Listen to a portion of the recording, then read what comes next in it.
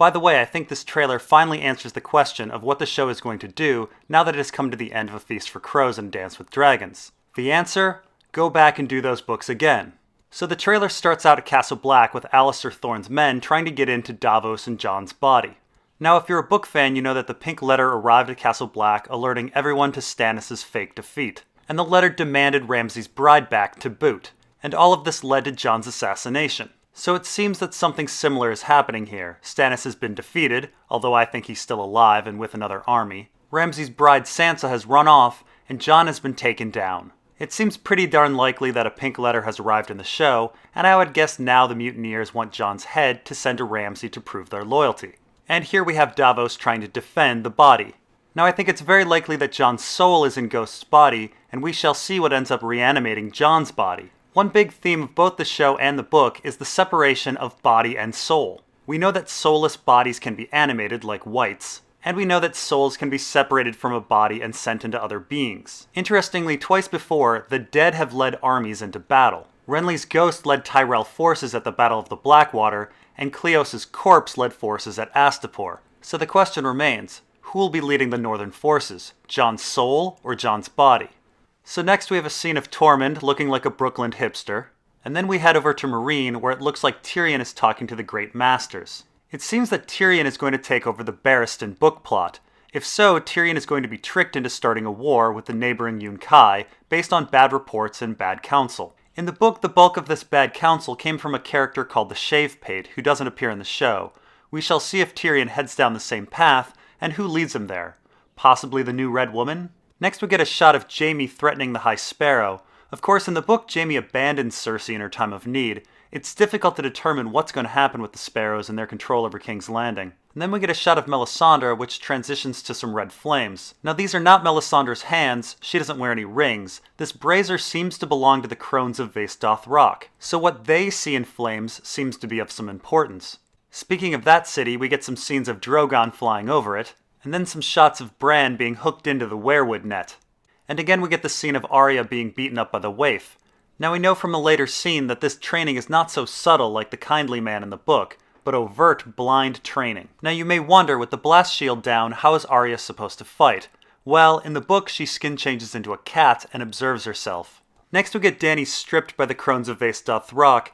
Again, widows like Dany are required to join the crones. I imagine they have some sort of initiation ritual, and clearly someone or something gave these crones the prophecy about the stallion who mounts the world.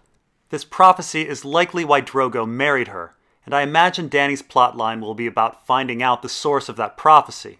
I imagine the source of the prophecy is either Illyrio's whispers, the flames, or Illyrio's whispers through the flames. As you can see, that brazier from earlier was the crones. Next we get a scene of Jaqen removing a face, perhaps for a mask. Of course, we know that Jaqen himself can transform his face, so I'm not sure why he needs a mask. I think perhaps the masks are crutches to make people think that they've changed their face, and then they'll somehow subconsciously change their face. And when I say people, I mean people with telepathic and telekinetic abilities like Arya. So next we have a scene with Sansa with a beautifully embroidered wolf tree shirt. That shirt can be made by any house other than the Manderleys who follow the Faith of the Seven. Now that Sansa has fulfilled the Jane Poole storyline, I do wonder if she's going to move in on the Rickon storyline and become the figurehead that the North wishes to install post-Bolton. Then we have a new scene with Walder Frey. Lighting and everything makes it look like a flashback to the Red Wedding, but there are Lannister soldiers in the background. I imagine Walder is going to fill the plotline for Emmon Frey from the book. In the book, Riverrun is promised to Emmon by the Lannisters. And then we get our jetpack-wielding Littlefinger, who seems a little worried in the scene. Now the snow makes it look like he's in the north, but I do wonder if perhaps he's back in the Vale after a fresh snow. Perhaps he's worrying about Sweet Robin? Next we get a shot of Jorah, whose grayscale has gotten much worse than John Connington's ever did in the book. Connington figured he had a few years left of life. Jorah's is spreading pretty fast. At this rate, he won't make it past season 7 or 8. Then we find out that Loras is still alive. Of course, in the book, Loras' fate is a big mystery as he went off to Dragonstone and was supposedly injured. I can see Loras escaping this season and ending up in the same mysterious position. So here we have Davos in front of a Stark banner. It appears he's with the army of Jon and Tormund, which doesn't sit with me well. If Sansa is with them too, that's far too many heroes in one place. Something bad is bound to happen to one of them. Next we get a wider shot of the burning flayed men in front of Winterfell. I was theorizing that burning a man was to hide a victim's identity, but it seems that many people were flayed and burned, so who knows. Next in Meereen we have Varys looking puzzled as he talks to the new Red Woman. Varys supposedly hates sorcery, so it'll be interesting to see why Varys tolerates this woman, and what he hopes to gain from her. Last season we saw that a Dany-centered religious awakening was happening in Volantis, so Tyrion and Varys may hope to ally themselves with these Red Volantines. This is similar to the Tiger faction in the book. Tyrion and Varys may want their forces, their ships, or safe passage through Volantis. And then we have Euron, we talked about him last time. Next we have Jaime in front of Lannister tents. This is likely the siege of Riverrun. In the book, Blackfish hasn't yet yielded Riverrun to the Freys, and Jaime arrives to negotiate a peace agreement. I imagine here in the show, Cersei doesn't feel comfortable with so many Tyrell forces around her in King's Landing, so Jaime likely needs to free up the Lannister forces so he can bring them back. We get a little more of the Tower of Joy flashback, along with this red sword clearly going to the side of a man. And we have a scene of Cersei talking to Tommen. A Dance with Dragons ended with Cersei having just seen her son again after her walk of shame. We shall see what manipulation she can pull off. And then we get some more scenes of the High Sparrow praying and some more of Cersei. And then we get a scene of shadows, which appears to be Jaime stabbing King Aerys. The shadow of the Iron Throne is off to the side. This means that this is likely something that Bran is seeing. Of course, in the book, Bran normally sees through trees or through living beings. Perhaps he can also see through flames. I don't know.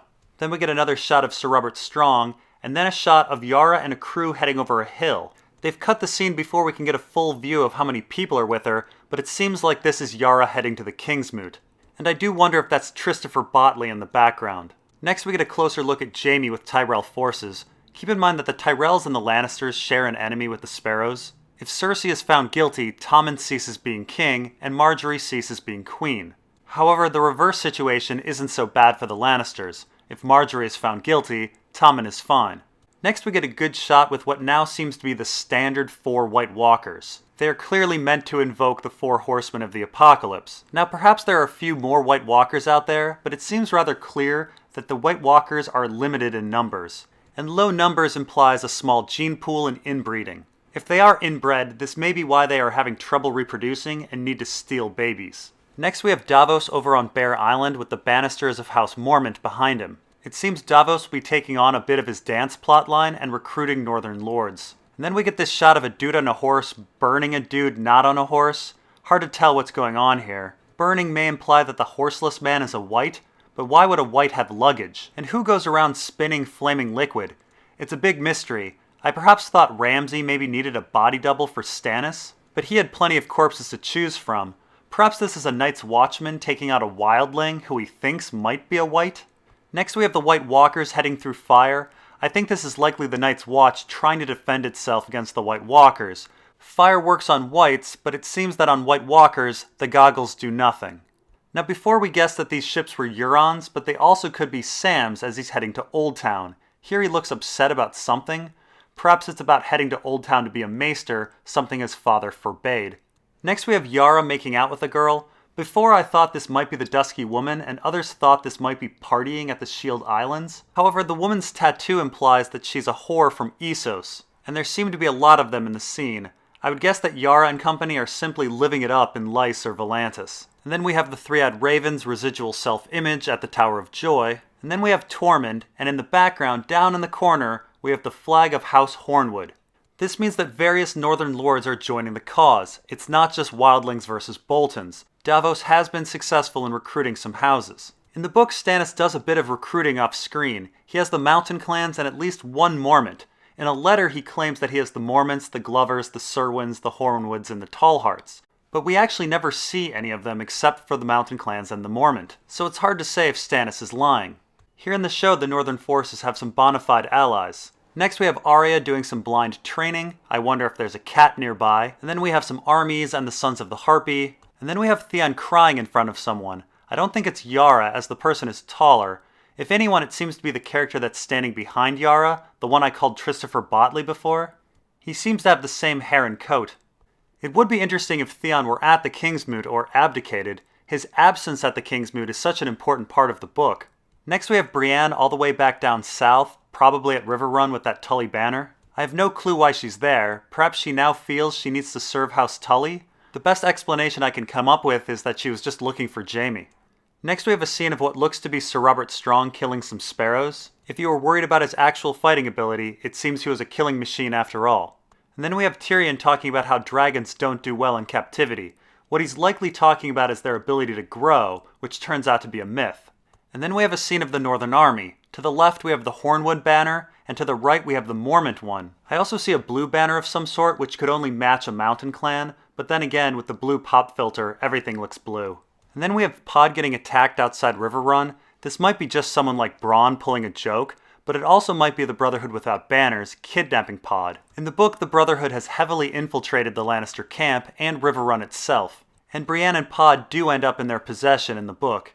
And then we have a shot of Woon Woon and Mira, not much to say there. Then someone bloody and Mira knees. Finally, we have a scene with Tyrion that's very similar to a scene from the book with Quentyn and the dragon. Now, I'm a big believer that Quentyn is alive in the book.